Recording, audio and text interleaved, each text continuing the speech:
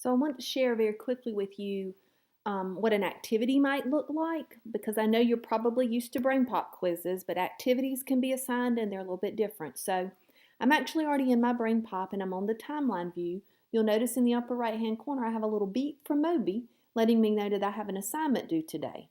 So you will get notifications like that. So I know I have an assignment due when I log in. Let me X out of that. And I'm going to switch over to the assignments list. And let's see if I can find the assignment that I have due. Let's go down here to this one. Here's an activity. So it says complete the activity, not watch the movie, not take the quiz, but complete the activity. So this is what you might see if you're asked to complete an activity. I'm going to click on sales activity, and this pops up.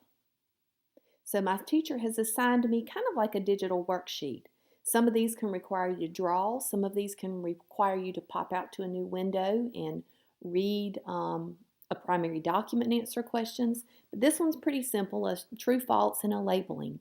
Anytime you in an activity, you'll notice down in the bottom left-hand corner that you have some tools. This is your pencil, so you can actually go and write and draw. If you click on your pencil, you can actually use the eraser to erase. If there's anything that asks you to draw or diagram, you'll use the pencil and the eraser tool for that. We don't actually need it for this one. So if I want to answer these questions, I can click this text box. So my first question says, cells are the building blocks of all life on Earth.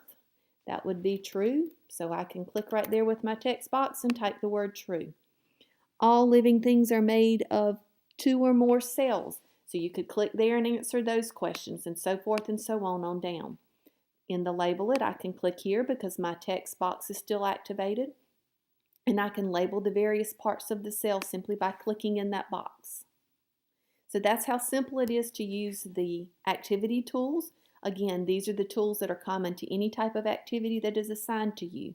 But this is very important. When you are done, you're going to make sure that you click Save so that your information can go through to your teacher.